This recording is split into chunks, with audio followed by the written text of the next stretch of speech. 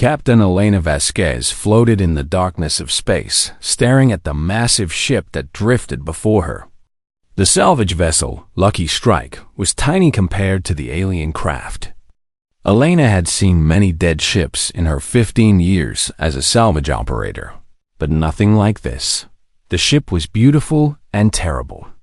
Its hull looked like it was made of crystal and metal twisted together. Strange lights still pulsed along its sides, even though it was clearly damaged. Long cuts ran across its surface, and some sections were completely torn away. Whatever had happened here, it had been violent. "Boss, are you seeing this?" Jake's voice crackled through the com. He was her engineer and had been with her crew for 5 years. "The power readings are off the charts. This thing is still alive." Elena checked her scanner. Jake was right. The ship was massive, maybe 10 times bigger than anything humans had ever built. But more importantly, it was from the Zephyrian Empire. Everyone in this part of space knew about the Zephyrians.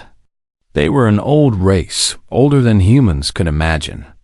They had ruled this sector for thousands of years. "Any life signs?" Elena asked. "Hundreds," came the reply from Maria, their scanner operator. "But they're all in some kind of sleep. Except for one. There's one big reading near the center of the ship." Elena made her choice quickly. Salvage operators lived by taking risks that others wouldn't take. "We're going aboard." "Jake, get the cutting tools ready." "Maria, keep watching those life signs. If anything wakes up, I want to know immediately." The Lucky Strike attached to the Zephyrian ship like a small bug landing on a giant. Elena put on her suit and grabbed her toolkit. She had learned long ago to be ready for anything when boarding. Unknown ships thought the airlock opened with a strange singing sound. Elena stepped inside and immediately felt different. The air was thick and warm, and it smelled like flowers and metal. The walls around her glowed with soft blue light that seemed to come from the crystal parts of the ship itself. Elena walked down a long hallway. The ceiling was high above her head, and the walls were covered in patterns that hurt to look at directly. Everything was built for beings much taller than humans. She felt like a child walking through a palace made for giants. "The big live sign is straight ahead," Maria's voice guided her through the com. "About 200 meters. Boss, be careful. The energy readings are getting stronger." Elena turned a corner and stopped. Before her was a huge door, taller than 3 humans standing on each other's shoulders. The door was made of the same crystal metal as the rest of the ship, but this crystal was darker. Red and purple lights moved through it like blood through veins. The door opened as she approached. Elena stepped through and found herself in the most amazing room she had ever seen. The ceiling stretched up so high she couldn't see the top. Pillars of pure crystal held up the space, and each pillar sang with a different musical note. At the center of the room was a throne. The throne was carved from a single piece of black crystal.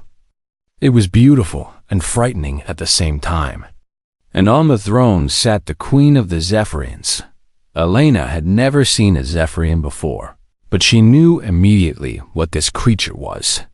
The queen was tall and thin, maybe 3 meters high even sitting down. Her skin looked like it was made of living crystal that changed colors as Elena watched. Blue, green, purple, silver. The colors flowed across her like water dot, but the queen was hurt. Badly hurt. Golden liquid that must have been blood leaked from cuts on her arms and chest. Her crystal skin was cracked in places, and the lights that flowed through it were dim and flickering. The queen's eyes opened as Elena approached. They were like looking into deep space, black with points of light that seemed to move and dance. Those eyes fixed on Elena, and Elena felt a pressure in her mind like someone was trying to read her thoughts. "A human," the queen said.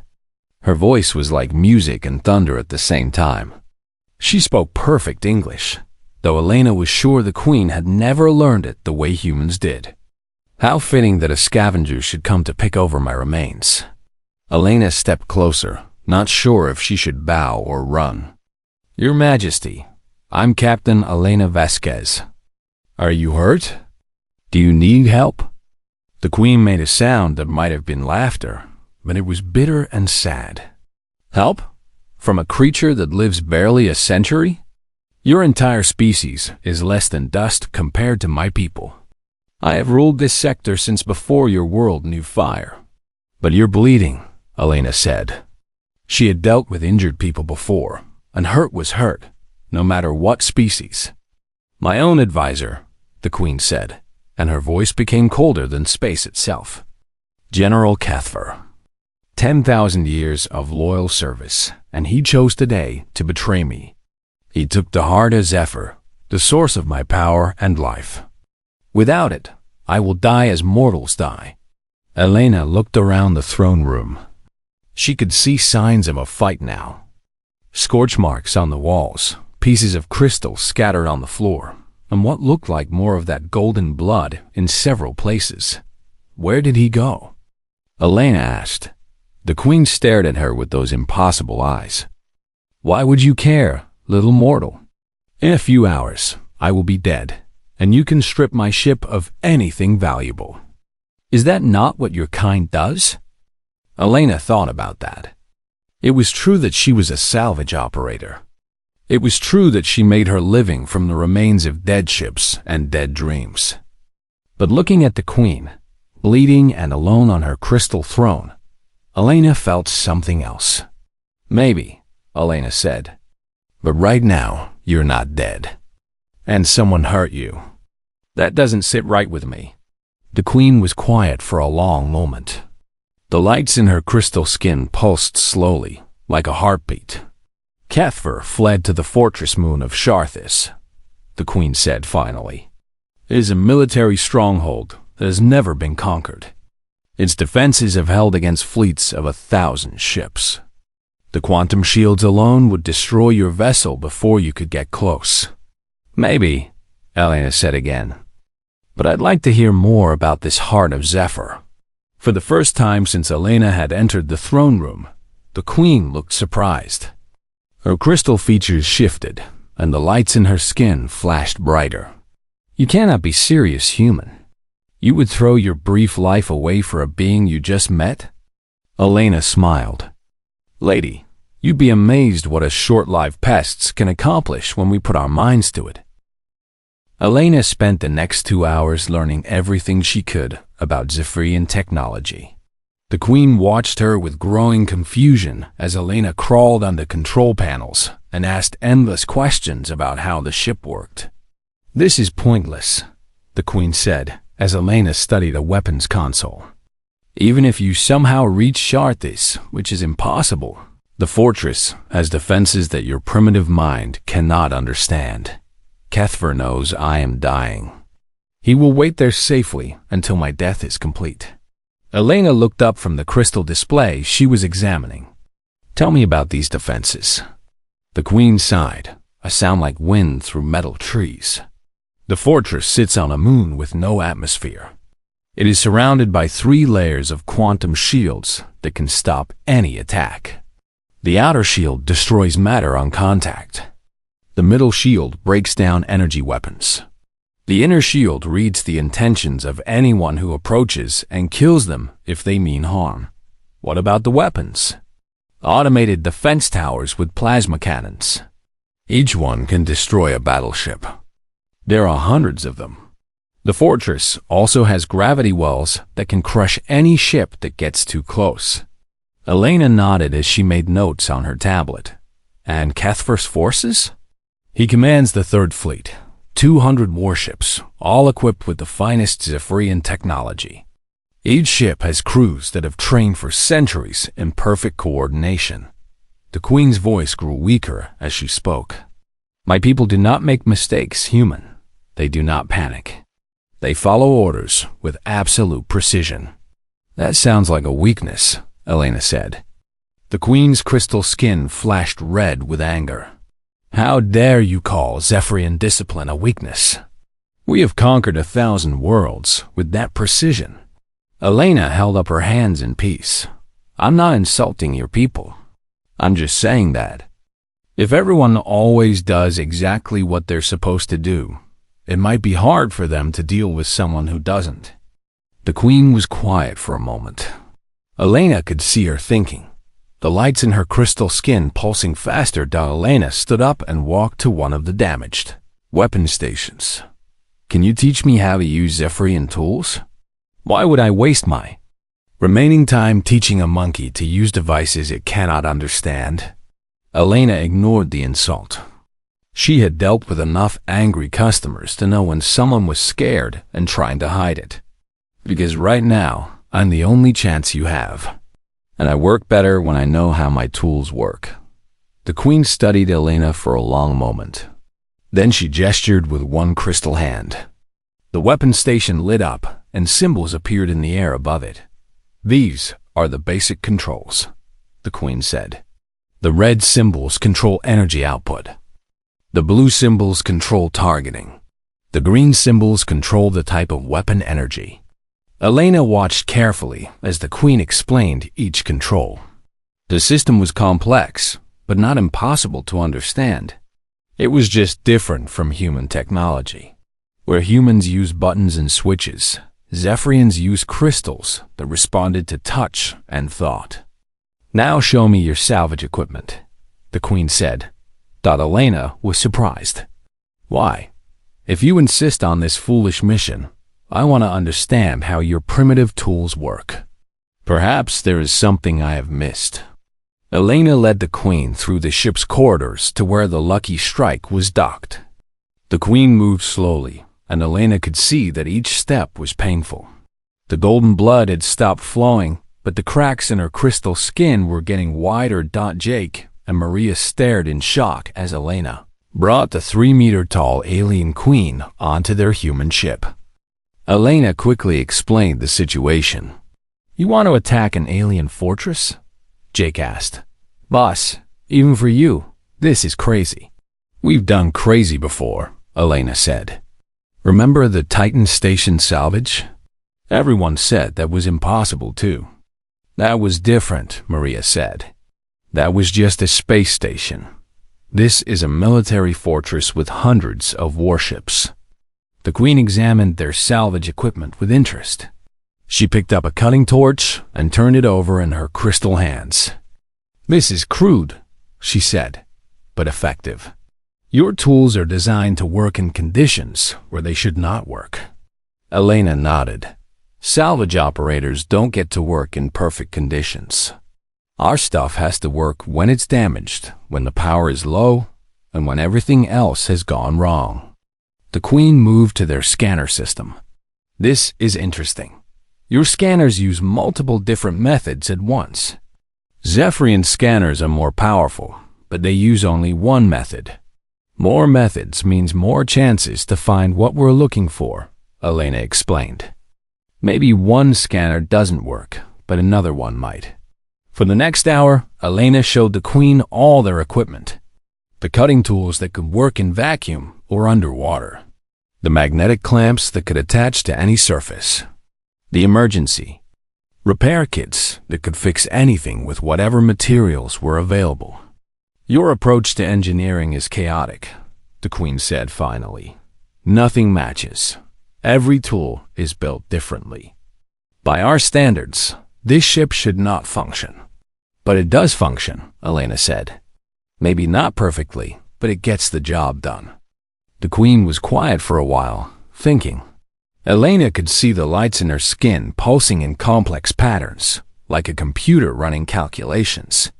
If you were to attempt this impossible mission, the Queen said slowly, how would you approach it? Elena pulled up a star chart on their main screen.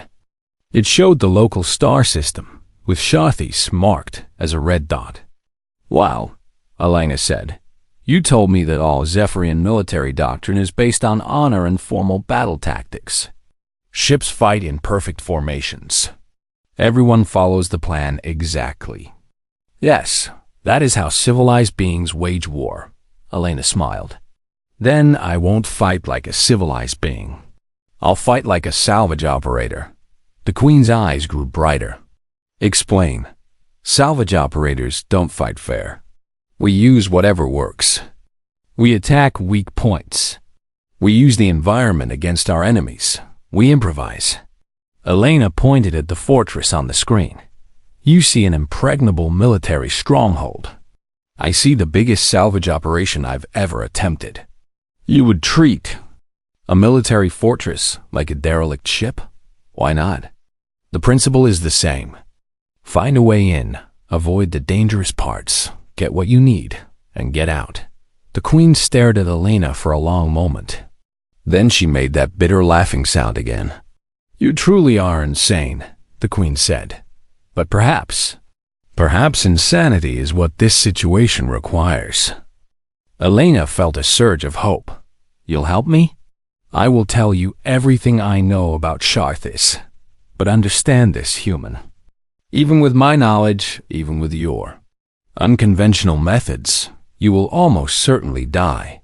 And when you do, I will die alone on this ship, and Kethver will rule in my place.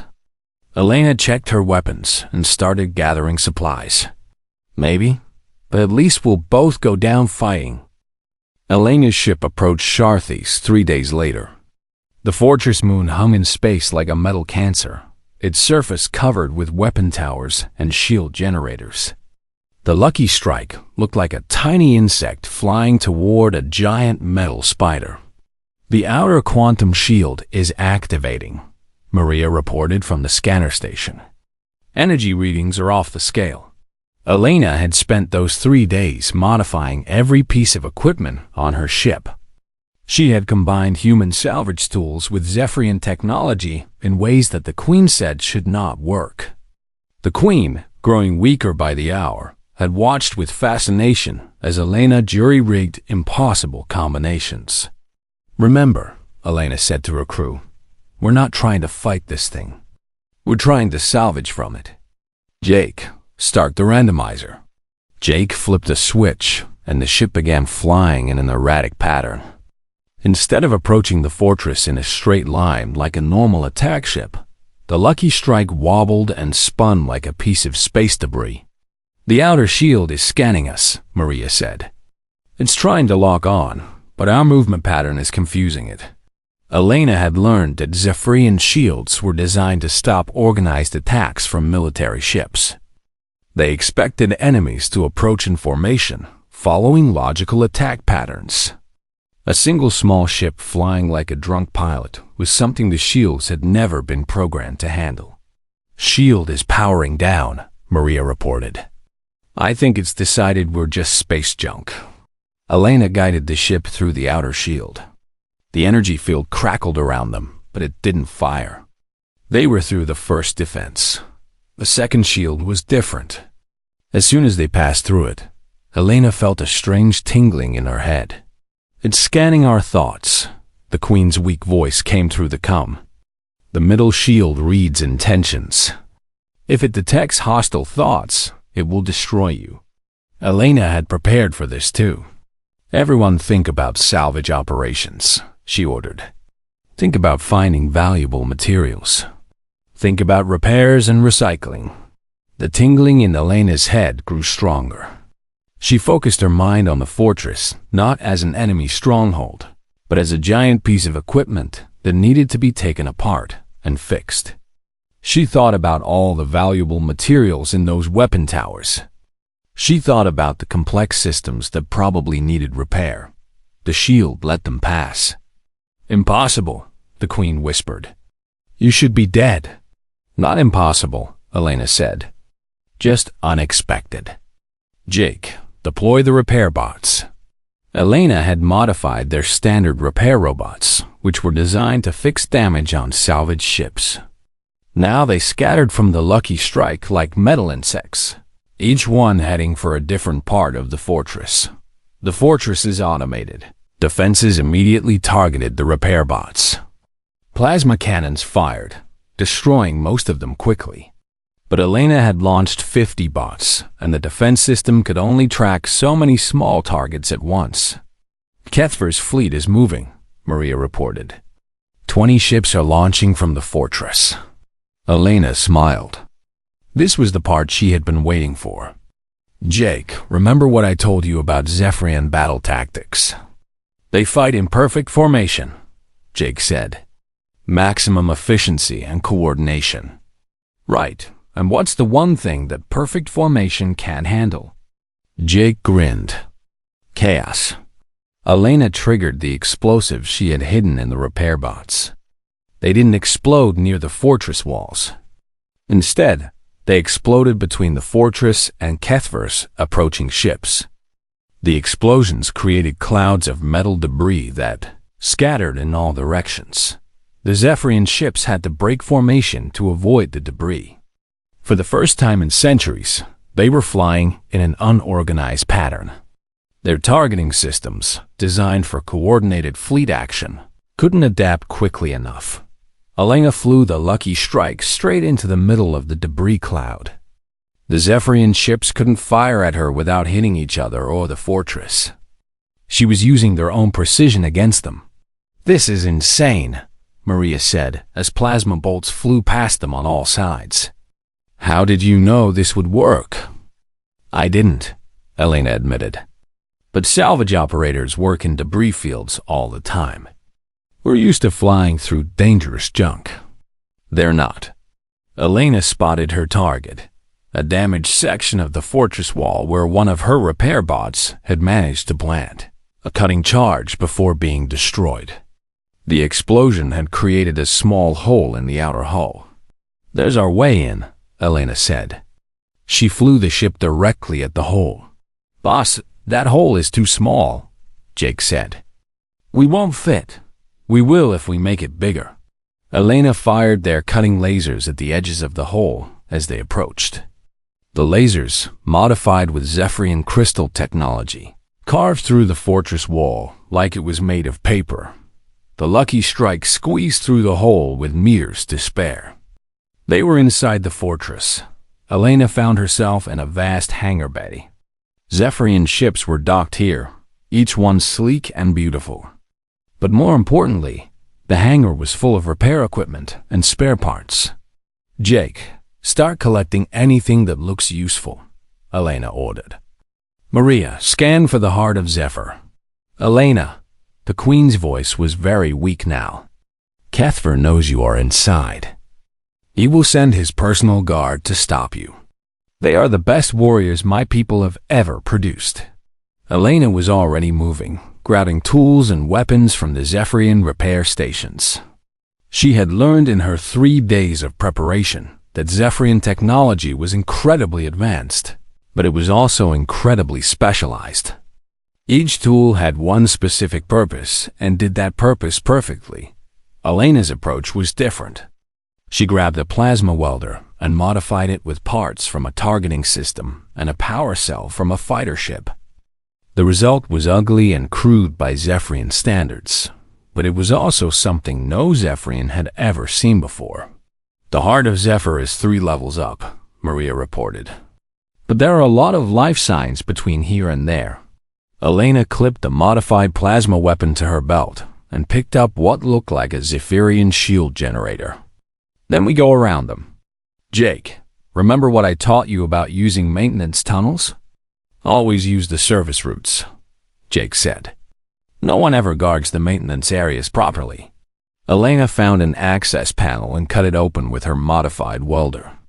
Behind it was a narrow tunnel that ran through the fortress walls. It was barely wide enough for a human, and Elena realized it was probably used by maintenance robots. She crawled into the tunnel, Jake right behind her.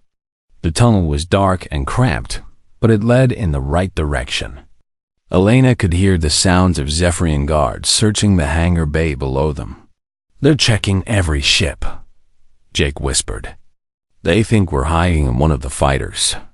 Elena smiled in the darkness. Let them look. By the time they figure out where we really are, we'll already have what we came for. They crawled through the maintenance tunnels for what felt like hours. Elena's knees were scraped raw, and her back ached from the cramped position. But slowly, They climbed higher into the fortress. Elena, the queen's voice was barely a whisper now. I can feel the heart of Zephyr. It is close to you. But Kethver is there as well. He has used the heart to make himself very powerful. Elena reached another access panel and carefully cut it open. She peered through the hole and saw a magnificent throne room. It was similar to the queen's throne room, but darker and more threatening. And sitting on the throne was General Kethvar. He looked like the queen, but larger and more angular. His crystal skin was darker, and it pulsed with red and gold light. In his hands, he held a crystal the size of Elena's head. The heart of Zephyr. Elena had found her target. Elena crouched in the maintenance tunnel, watching General Kethvar through the small opening. The heart of Zephyr pulsed in his hands like a captured star. Red and gold light flowed from the crystal into his body, making his already imposing form even larger and more frightening. Jake, Elena whispered, stay here. If this goes wrong, get back to the ship. Boss, you can't face that thing alone, Jake whispered back. Look at the size of him. Elena was looking. Kethver was easily 4 meters tall now, and power crackled around him like controlled lightning. But Elena had not come this far to turn back. She cut through the access panel and dropped into the throne room. Her boots hit the crystal floor with a sound that echoed through the vast chamber. Kethver's head turned toward her immediately. A human, he said, his voice like grinding stone. How amusing. The great fortress of Sharthus, breached by a creature barely out of its caves. Elena raised her modified plasma weapon. General Kethver, I'm here for the heart of Zephyr. Kethver laughed, a sound like breaking glass. You are here to die, little mortal. But first, tell me how you penetrated our defenses. I am curious to know what manner of fleet you brought against us. No fleet, Elena said. Just me and my crew. The general's crystal features shifted with confusion. Impossible. No single ship could. He stopped and studied Elena more carefully. You are the salvage operator, the one helping my former queen. Elena kept her weapon trained on him, though she doubted it would do much good. Former queen? She's not dead yet. She will be soon. And when she dies, I will rule in her place. The Zephyrian Empire will be mine to command.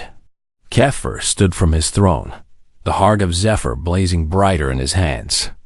Did she send you here to die for her? How typical. She always was willing to sacrifice others for her own purposes. Nobody sent me, Elena said. I came because someone needed help. Help? Kethver moved down the steps from his throne, and Elena could feel the power radiating from him like heat from a furnace. You would risk your brief life for a being you barely know? For one who sees your entire species as insects? Elena thought about that question. It was a good question. Why was she here? The queen had been dismissive and insulting. She had made it clear that she considered humans to be worthless. But Elena had still come. Maybe because it was the right thing to do, Elena said finally. Kethver stopped walking. For a moment, he looked genuinely puzzled. The right thing? Human. Do you have any idea what your queen has done? How many worlds she has conquered? How many species she has enslaved? No, Elena admitted. But I know what you did. You betrayed someone who trusted you. I liberated myself from 10,000 years of servitude. Kethver's voice shook the walls.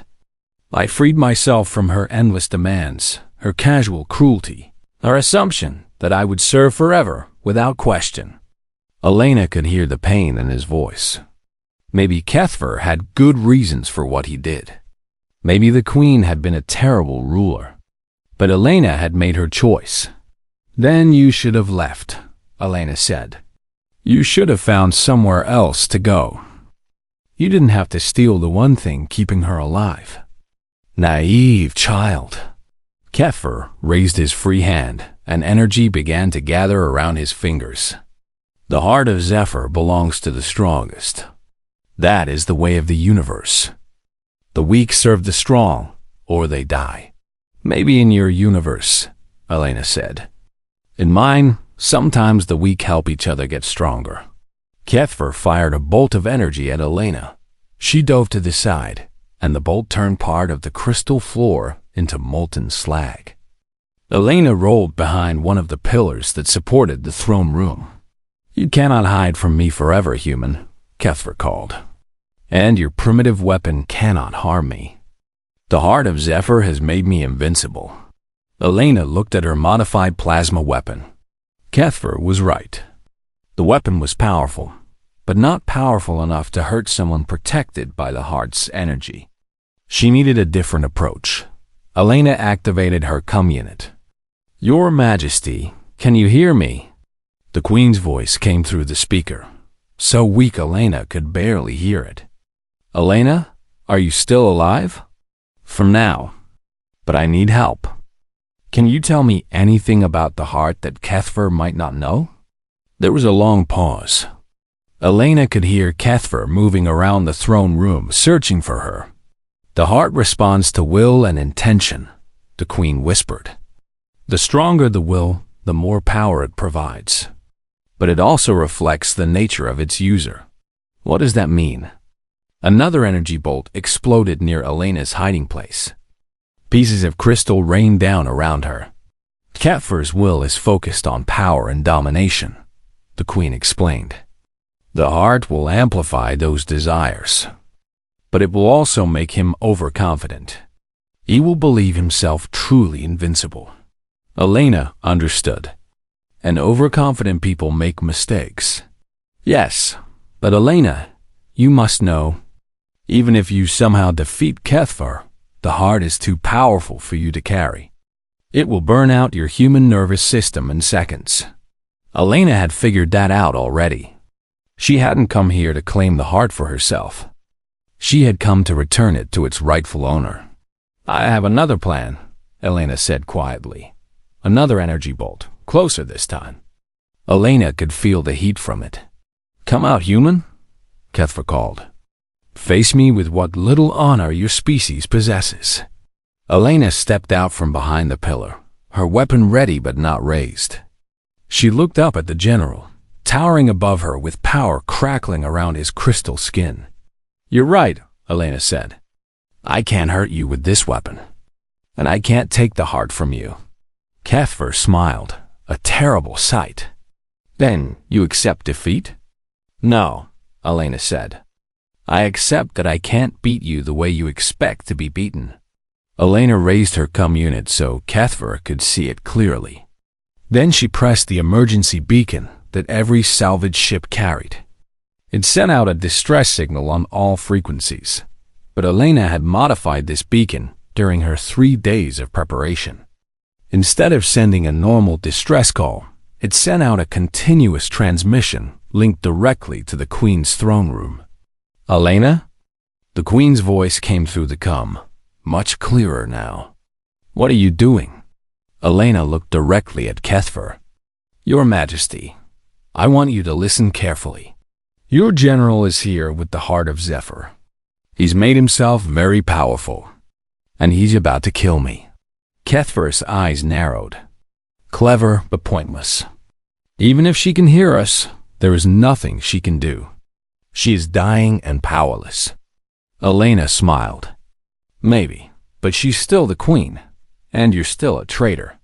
The cum unit crackled, and when the Queen spoke again, her voice was stronger.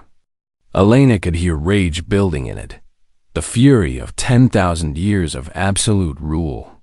Betrayed and bleeding, the alien Queen snarled, You are not worthy to reach me. Mortal, but she wasn't speaking to Elena. The words were directed at Kethver.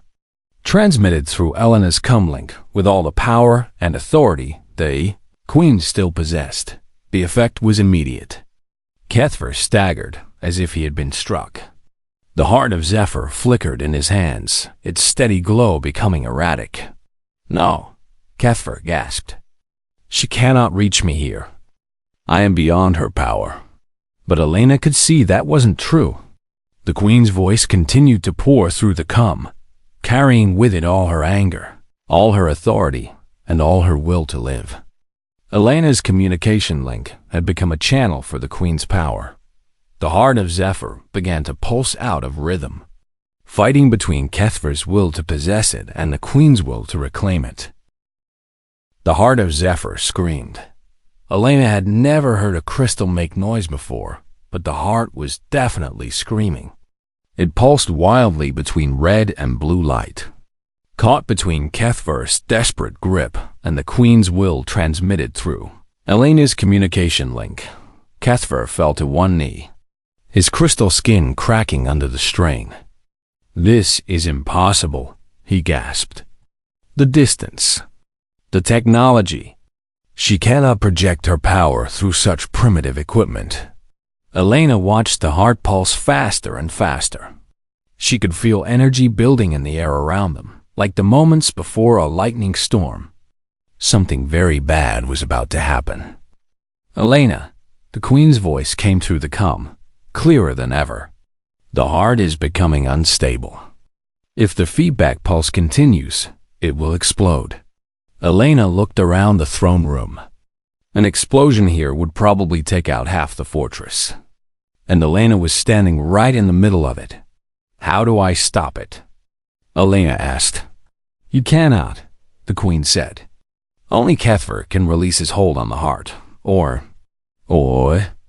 Kethver heard the conversation and laughed bitterly. "Or someone else must claim it. But the heart will burn out any moral nervous system instantly. She knows this. She is asking you to die." Elena looked at the heart, pulsing like an angry sun in Kethver's hands. She thought about the Queen, alone and dying on her crystal throne. She thought about her crew, waiting for her in the maintenance tunnel. She thought about all the people in this sector who would suffer under Kethvar's rule. Then Elena did something that surprised everyone in the room. Including herself, she started taking apart her plasma weapon. "What are you doing?" Kethver demanded. Elena pulled components from her weapon and from the other devices on her belt. Her hands moved quickly, building something new from the pieces. "I'm solving this the way a salvage operator solves problems. I'm improvising." "Elena, there is no time," the Queen said urgently. "The heart will explode in minutes. Then I'd better work fast." Elena connected a power cell to a targeting system, then linked that to her cum unit. "Your Majesty, you said the heart responds to will and intention, right?" "Yes, and you said it reflects the nature of its user?" "Elena, whatever you are planning." Elena finished building her device. It looked like nothing anyone had ever seen before. Part weapon, part communicator, part scanner, all held together with salvage tape and hope. "My nature isn't to take things," Elena said. "I'm a salvage operator. I fix things. I find things that are broken, and I make them work again." Elena pointed her improvised device at Kethver. "And right now, the most broken thing I can see is this whole situation." She fired, but instead of sending out energy to hurt Kethver, Elena's device created a resonance field around the heart of Zephyr. The field matched the frequency of Elena's cum link to the Queen, but it also did something else. It created a feedback loop that amplified Elena's intentions rather than her power. Elena wasn't trying to claim the heart for herself. She was trying to fix the connection between the heart and its rightful owner. She was trying to repair what Kethver had broken. The heart suddenly blazed with white light.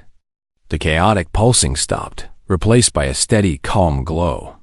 Kethver screamed as the heart pulled free from his grasp and floated in the air between him and Elena. "No." Kethver reached for the heart, but the crystal moved away from him. "I am the strongest. I deserve to rule." "Maybe you are the strongest," Elena said. "But she's the rightful owner." The heart drifted toward Elena, but she stepped aside. Instead, she adjusted her device to create a transmission beam aimed at her cum link. Your Majesty, Elena said. I'm sending the heart home. Elena activated her device one more time. The transmission beam surrounded the heart of Zephyr and sent it through a quantum tunnel directly to the Queen's throne room. Elena could hear the Queen gasp in surprise and relief as the heart returned to her. Kethver, suddenly powerless, collapsed to the floor. His crystal skin was pale and cracked, and he looked smaller somehow. You have doomed us all, he whispered. She will punish me. She will punish everyone who supported me. Elena looked down at him.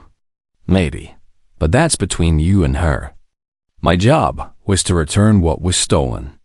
Elena heard footsteps running through the halls of the fortress. Kefir's guards were finally tracking her down. She activated her comm. Jake, time to go. On my way, boss, Jake's voice replied. Elena heard explosions in the distance as Jake activated the charges they had placed throughout the fortress. Nothing destructive, just enough to create confusion and open escape routes. Elena, the Queen's voice came through the comm, and Elena could hear that she was stronger already. How did you do that? The quantum tunnel you created. It should not have been possible with your technology. Elena smiled as she ran toward the maintenance tunnel. Like I told you, Your Majesty, sometimes mortals accomplish impossible things. Elena climbed back into the tunnel, just as Kethver's guards burst into the throne room. She could hear them shouting in confusion as she crawled away through the darkness. 20 minutes later, Elena and Jake were back on the Lucky Strike, flying away from the fortress at maximum speed. Elena expected pursuit, but none came.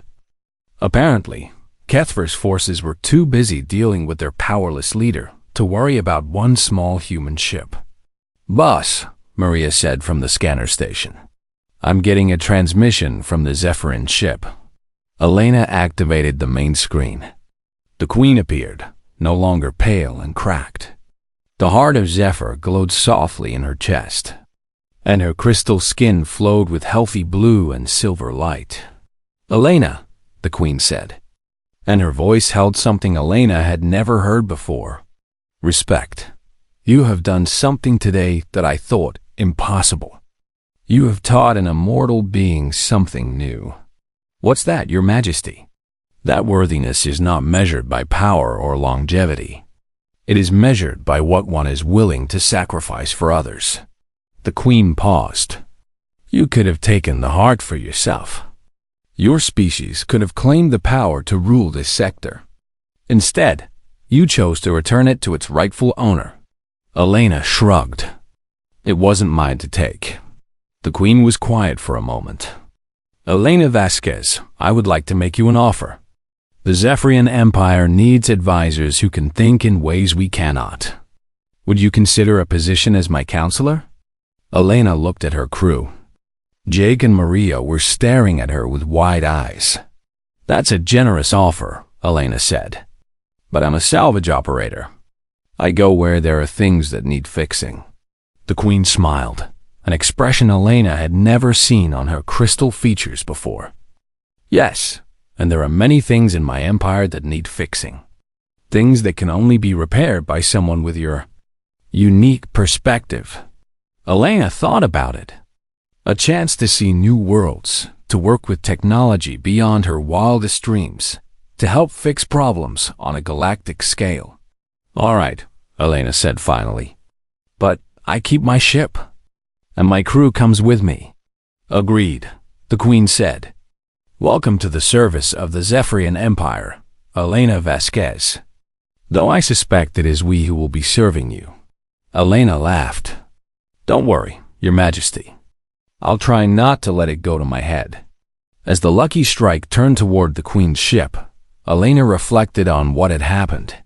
She had started this adventure as a simple salvage operator looking for valuable materials.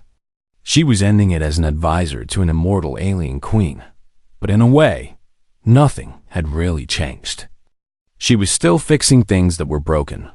She was still finding value in places, Where others saw only wreckage, the only difference was that now she had a much bigger workshop to play in.